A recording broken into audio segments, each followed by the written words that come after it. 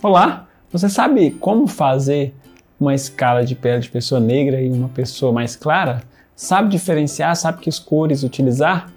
Fique comigo nesse vídeo que eu vou te explicar como fazer uma escala de uma forma simples, usando uma quantidade de cores limitada para que a gente possa fazer um número grande aí de possibilidades de mistura de forma que crie tons para a pele mais naturais e mais reais. Então, me acompanhe aí o exercício do vídeo. Bom, como eu vou falar de tons de pele, a gente tem que pensar o seguinte: eu tenho um estudo aqui, um retrato que eu fiz do Rubens, e eu vou mostrar para vocês como que seria os tons de pele, né, a escala. Logo aqui em cima, na testa, a gente pode observar, ó, que aqui eu tenho um valor muito escuro, aqui eu tenho um não tão escuro assim, aqui eu tenho um médio e aqui eu já tenho mais claro. Então essa ferramenta é legal, peguei um papel e tirei um quadradinho para que a gente possa observar bem isso. Então, daí a importância da gente ter essa escala no momento de pintar. Esse tom aqui, ele puxa para um matiz ligeiramente amarronzado, meio alaranjado, uma coisa assim. Só que tem algumas áreas da pele que são diferentes. Por exemplo, eu tenho uma área da pele que está assim, que ligeiramente laranja, tem vermelho e amarelo, e já eu explico melhor isso. Mas eu tenho uma outra área que está mais para rosa, a área da bochecha. Eu tenho a área do nariz que está mais avermelhada. Eu tenho essa área que está um meio termo, essa área está um pouco mais clara, essa está um outro tom e assim por diante. Então eu vou explicar agora como que a gente vai fazer uma escala básica. E a partir dessa escala a gente constrói qualquer outra coisa.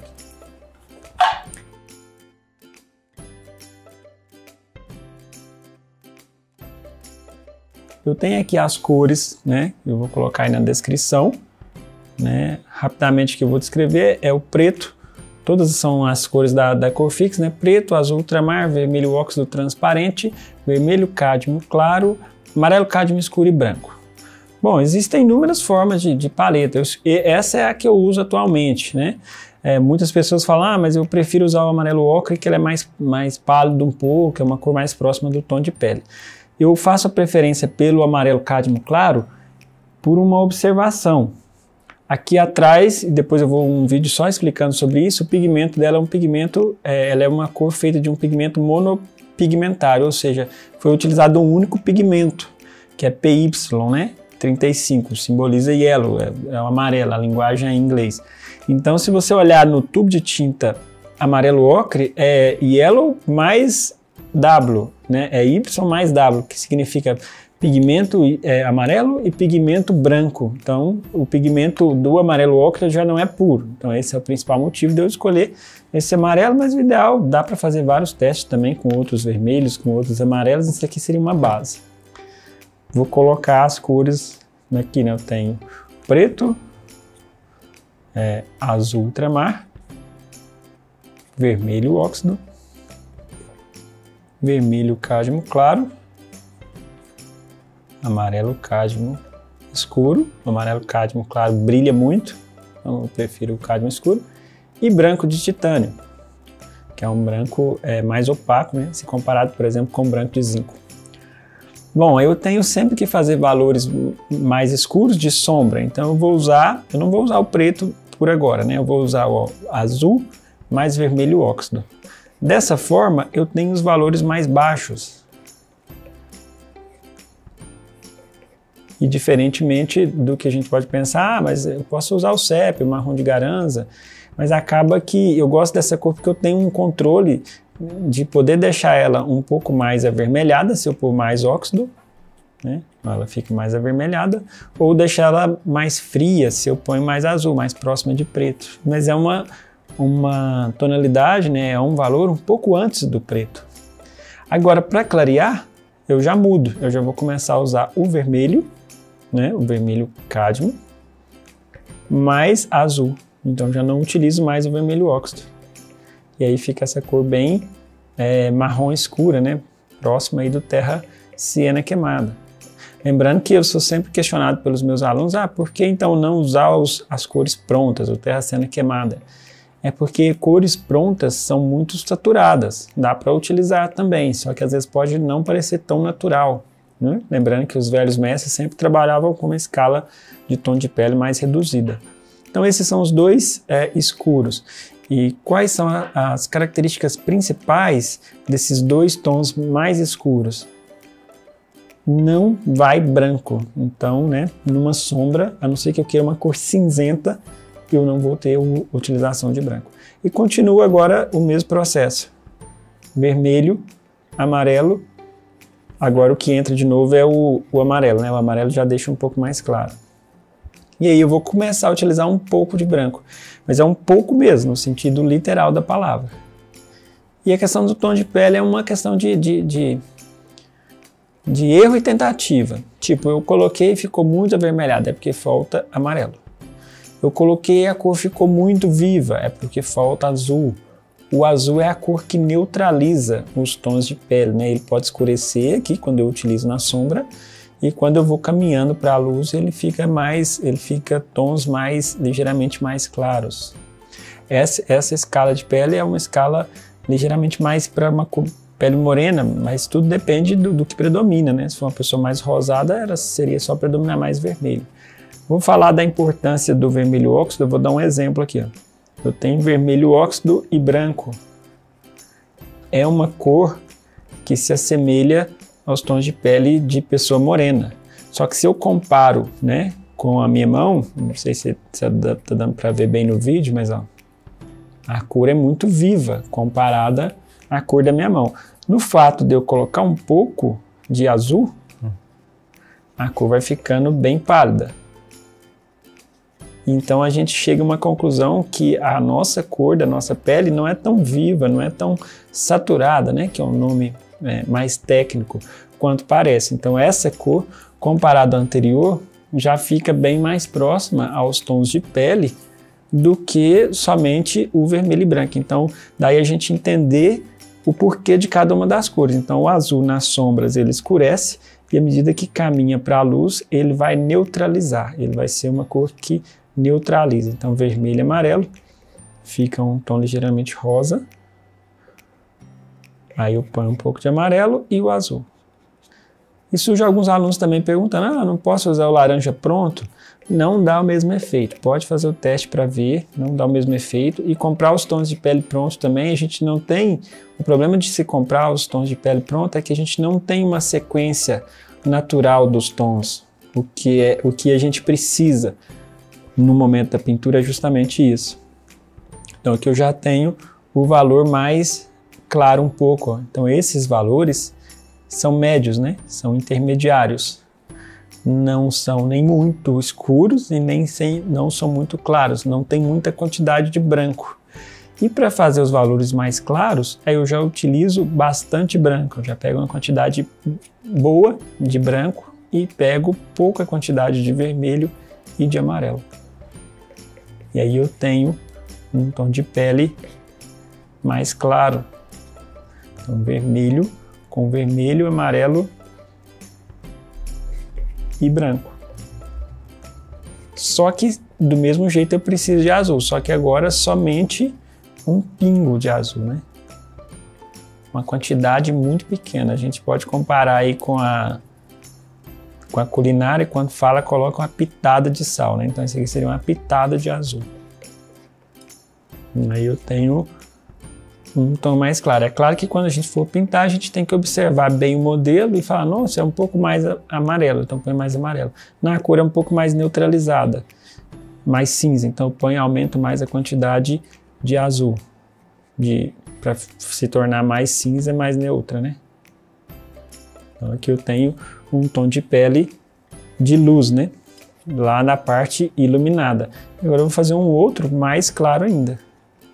Esse aqui, às vezes, somente a sujeira da espátula já é suficiente para que fique assim mais claro, né? Na verdade, eu pego muito pouca cor, né? Um pouquinho só de branco e um pouquinho só de amarelo com vermelho, né? Na verdade, um pouquinho só de branco, não. Muito branco e somente um pouquinho de amarelo e um pouquinho de vermelho. E é legal de eu fazer, né, nessa preparação na tinta na tela cinza, porque eu consigo ver a cor melhor, ó.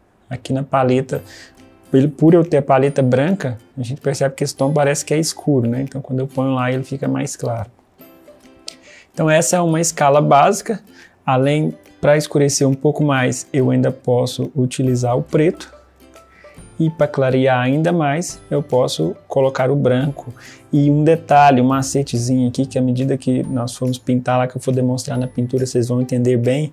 Vocês podem ver que para esse branco eu pus uma pitada também de azul, para que fique um branco frio, que se destaque. Geralmente os tons da pele são tons quentes, então quando eu ponho um pingo de azul, embora isso quase não seja perceptível, né, na pintura, isso dá muito mais brilho, né?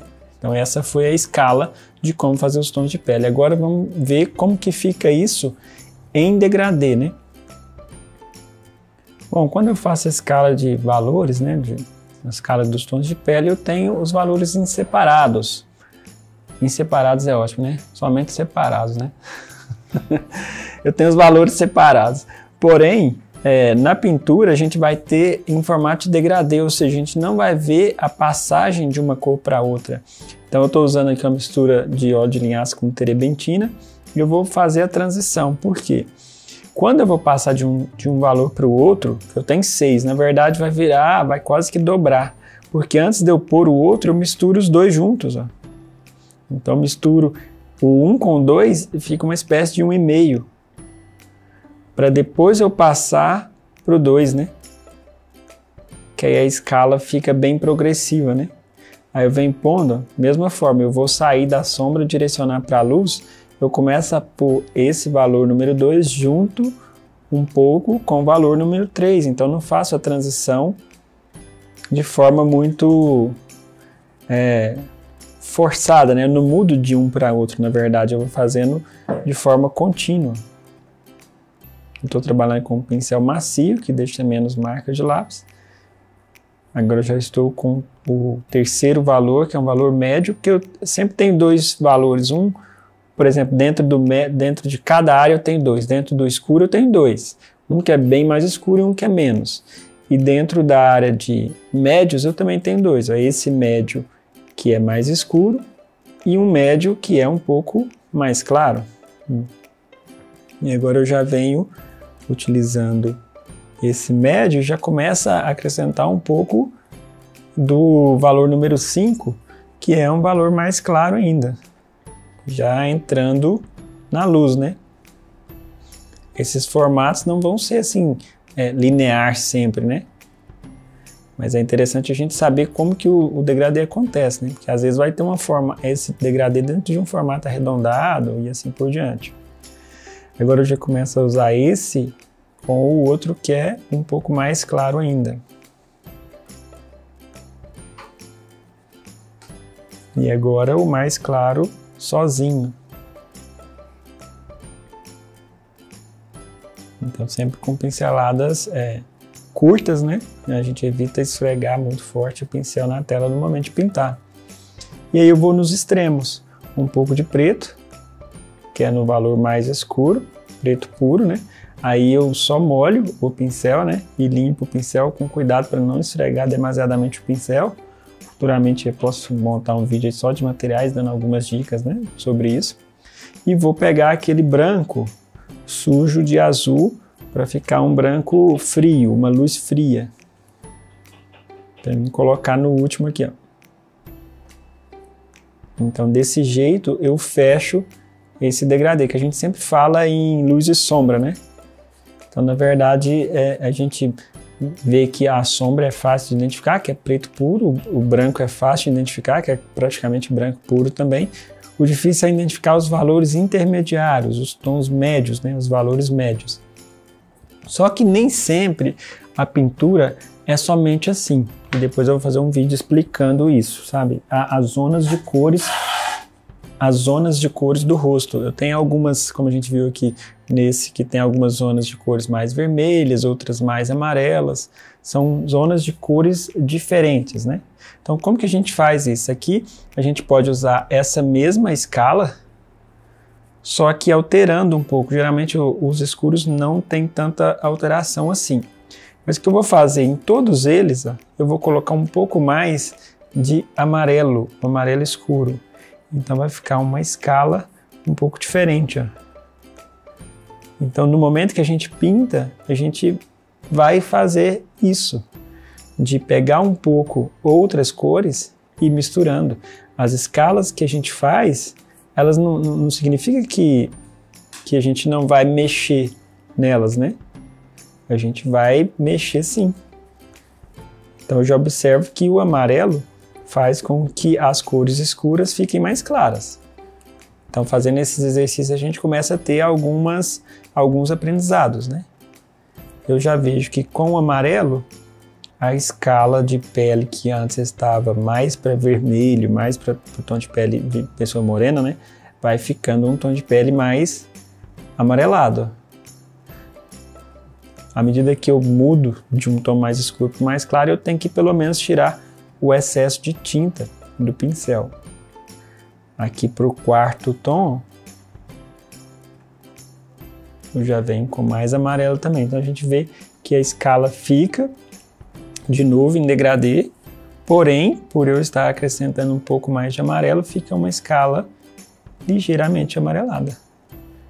Que às vezes o mesmo retrato, uma mesma face, vai apresentar lugares que é mais amarelo, vai apresentar lugares que é mais avermelhado. Então eu vou pondo aos poucos pequenas quantidades de amarelo, e aí é o que vai diferenciando uma escala da outra, o fato de uma ficar, né, com essa tendência aí para o amarelo.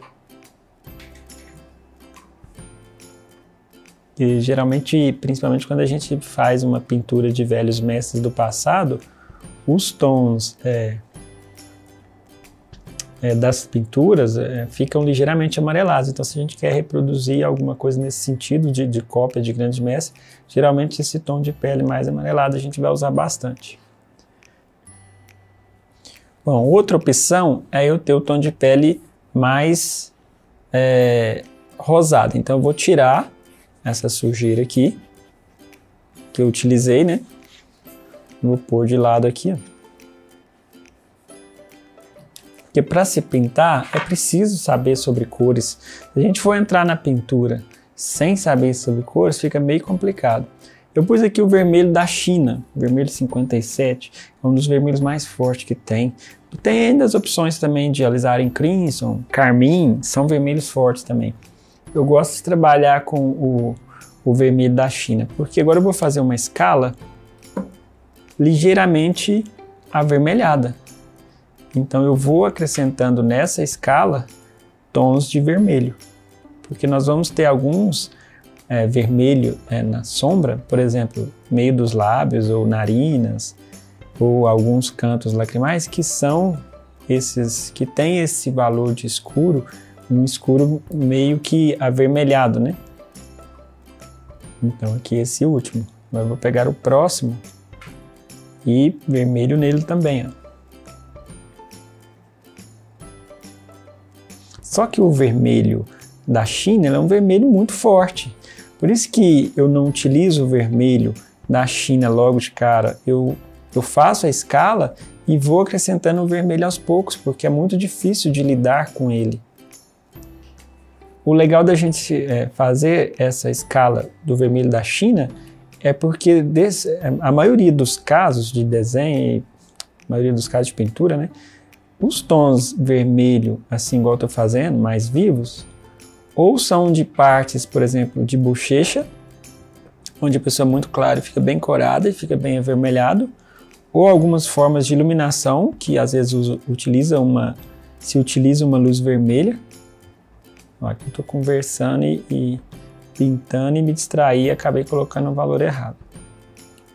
Vou colocar aqui o terceiro primeiro, que é esse com vermelho. Eu tinha pulado um. E esse. Interessante, quando for pintado, manter o maior possível de atenção, o maior possível de silêncio para se concentrar no que está fazendo, né? Porque enquanto como eu estou explicando, eu preciso falar enquanto pinto. Isso às vezes é meio complexo. Mas vamos lá. E o mais claro aqui com um pouco mais de vermelho. E eu estava falando dos tons vermelhos, né? Então sempre tem alguns lugares que são avermelhados na pele. E outra, quando a gente vai fazer os tons do lábio, as cores do lábio, geralmente, né, pode ser utilizado esses valores aqui, ó. Aquele corte do olho, né, que tem presente no olho, também pode, que a gente vê a parte da pele, onde acaba a pele e vai começar o olho, fica aquela onde são as pálpebras, né, geralmente a pálpebra inferior principalmente, que a gente percebe um tom em escala de vermelho, né, que vem desde o vermelho mais escuro até chegar nos rosas claros, e que são rosas não muito nítidos, né, então por isso que é interessante utilizar os tons de pele para se chegar a esses tons. E aí, por último, os mais claros.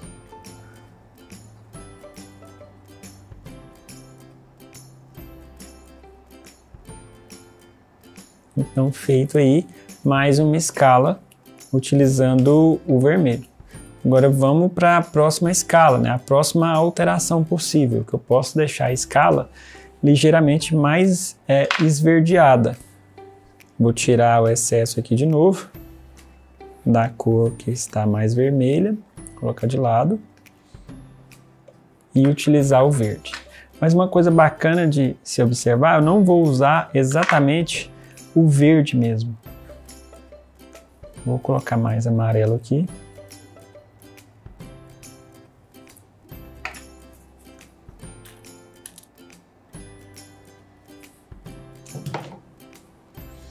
O verde, eu vou fazer o verde, ou eu posso usar amarelo e preto. Não é necessariamente o verde mesmo, né? Aquele verde muito vivo, mas eu utilizo um verde de mistura, né? Esse é uma cor próxima a verde, é um verde meio sujo, né? Que a gente pode dizer. Ele não é o verde muito vivo, porque aí eu consigo uma cor não tão viva. Se eu pego, por exemplo, o verde direto do tubo, eu posso utilizar também um verde esmeralda, por exemplo, ou algum outro verde. Mas aí eu tenho um verde muito saturado, então é interessante eu fazer esse preto da mistura do amarelo, fazer esse verde, né, da mistura do amarelo com o preto, que aí eu tenho um verde meio oliva, né? E aí eu vou fazendo o mesmo, acrescentando em cada cor da escala esse valor ligeiramente esverdeado. Então eu vou dando sequência. O primeiro valor coloquei um pouco de verde, né? No segundo, que é esse, aí eu vou fazer a transição entre os dois, né? Aí o próximo, né? Eu já coloco o terceiro junto com o anterior, junto com o segundo, e acrescento o verde também. Aí eu vou criando tons um pouco mais pálidos ainda, né? Que o verde também assim como o laranja é uma cor que neutraliza os tons de pele, o verde também neutraliza. Porque se a gente pensar assim, o que é o laranja, né? O vermelho e o amarelo. Então o laranja é a oposta cor oposta, né? Cor complementar do azul. Eu tenho até um vídeo aí, depois vou pôr nas descrições também aqui desse vídeo, como fazer o círculo cromático, entendendo bem o que é cor complementar, o que é cor oposta, como que a gente sabe qual cor que é oposta, né? Qual que é a cor que é análoga, que é importante ter esse conhecimento no momento que vai preparar essas escalas também. Na verdade, esse conhecimento das cores tem que vir antes, né? Esse círculo cromático tem que estar bem claro para a gente, o que ele significa, como que a gente aplica, como que faz, conhecer na teoria e na prática mesmo, né? Então é interessante ter esse conhecimento aí. É claro que quando eu chego nos valores mais claros, os valores mais altos, eu preciso usar uma quantidade menor de verde, porque senão eu vou escurecer demasiadamente, né? Então, ao misturar esse tom mais esverdeado, eu crio eu neutralizo, né? Que como eu estava dizendo há pouco, o laranja é cor oposta do azul. Porém, quando eu tenho um tom de pele que às vezes ele se apresenta mais avermelhado, a cor oposta do vermelho é o verde. A cor complementar ao vermelho é o verde, né? Então eu posso utilizar o verde também como neutralizador. Bom, e o último tom agora a ser trabalhado é um pouco do violeta. O violeta, também não vou pegar o violeta pronto, eu vou pegar a mistura de vermelho e preto. Interessante, né? Nossa, mas vermelho e preto da cor violeta se assemelha ao violeta, não que é exatamente o violeta, né? Como o violeta é uma cor muito escura, então para misturar ele com os valores claros eu preciso pôr branco, ou seja, eu tenho que misturar com um valor equivalente, né? Então essa é uma outra forma também de se neutralizar. Então vou fazer 3 valores aqui, ó, o valor escuro, o valor médio e o valor mais claro. Isso lembrando que eu fiz violeta com a mistura de vermelho da China, preto e branco. E aí eu tenho essas, vou fazer mais um pouco aqui.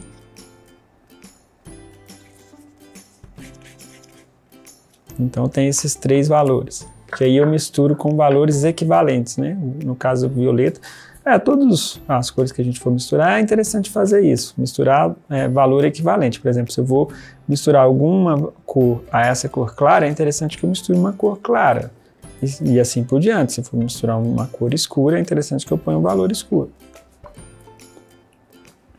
Mas dá também nesse aqui, se eu colocar uma pequena quantidade, também equivale a pôr esse mais claro. Mas é só por uma questão de praticidade. Aí eu vou fazer o mesmo agora. Na cor mais escura, eu acrescento esse matiz do roxo, né, do violeta. Matiz é um outro nome, é uma outra definição de cor, né? Então, quando a cor muda de um tom amarelo, de um tom vermelho para outra, significa que a gente mudou a matiz da cor.